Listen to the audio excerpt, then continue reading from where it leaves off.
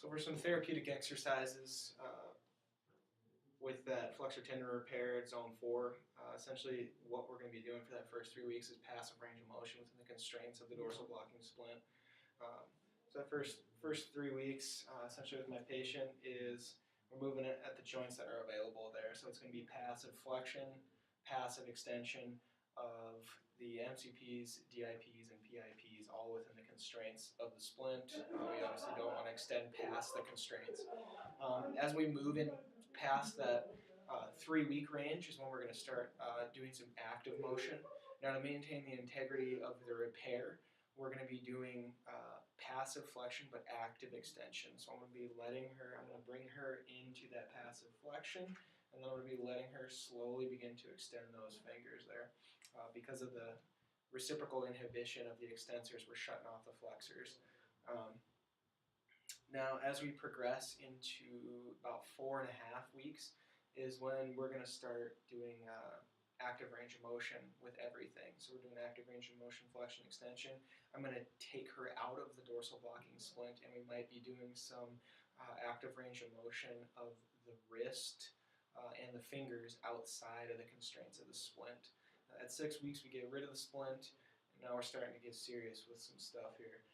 We want to continue with the range of motion activities, but now we can start to work on the strengthening aspect of things. Through 6 to 10 weeks, as we slowly are going to be working on hand intrinsic strength, so we can definitely bring in the 6 hand exercises with the flat hand, the claw, the full wrist,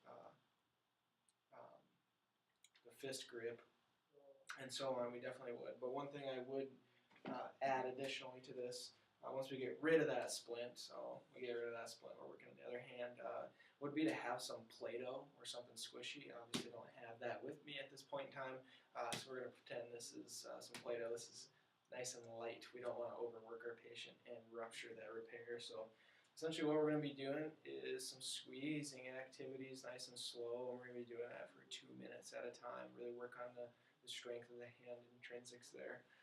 And we would progress the amount of time that we do that throughout the day, each and every day. So there's some strengthening activities we can do with that flexor tendon repair, and hopefully this individual will be back to her working abilities in no time.